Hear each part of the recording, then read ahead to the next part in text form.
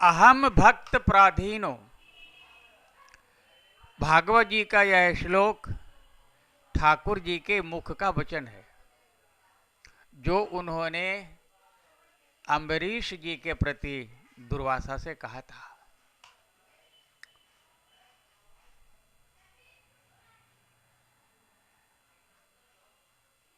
इससे यह भी सिद्ध हुआ कि ठाकुर जी भक्त के अधीन है, और सभी शास्त्रों का भी यही मत है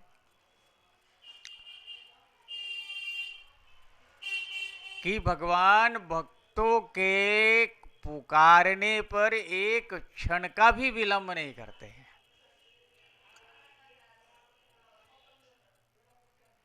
चाहे वो मीरा हो, चाहे द्रौपदी हो, चाहे सबरी हो, चाहे तुलसी हो, चाहे कबीर हो, चाहे नानक देव हो, चाहे नरसिंह जी हो, किसी के भी पुकारने पर ठाकुर जी देर नहीं करते हैं।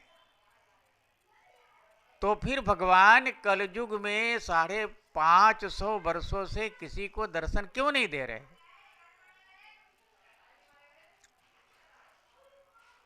क्या कोई भक्त उनको पुकार नहीं रहा है?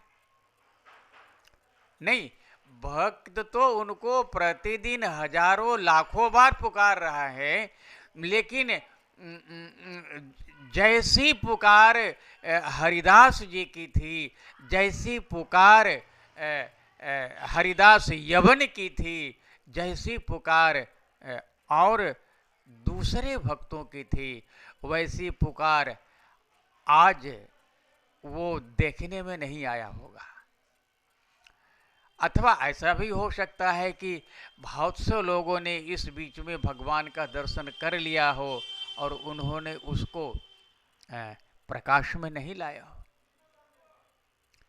कुछ भी हो सकता है, लेकिन अभी तक प्रकाश में ना आने के कारण यही समझ में आता है कि हम लोगों में इतनी कमी हो गई है कि हम लोग भगवान के दर्शन से वंचित हो गए हैं।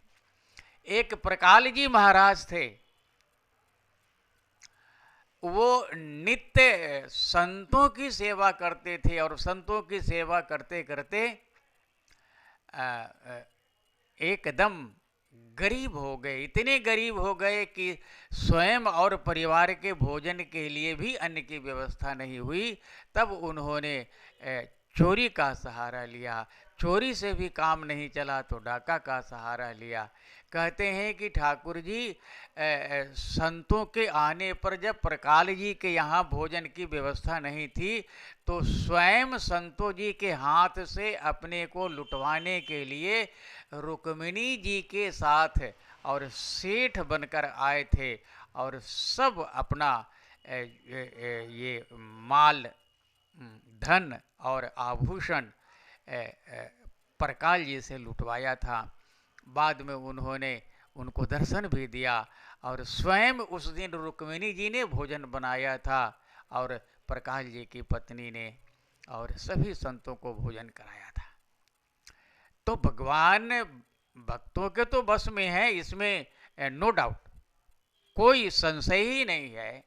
लेकिन हम भक्तों में आज ये कमी जरूर महसूस होती है कि हम भगवान को बुलाने लायक भजन नहीं करते हैं। लेकिन ठाकुर जी जरूर हम लोगों पर भी कृपा करेंगे कि कभी न कभी उनके कानों में भनक जरूर पड़ेगी और ठाकुर जी का दर्शन होगा। धन्यवाद।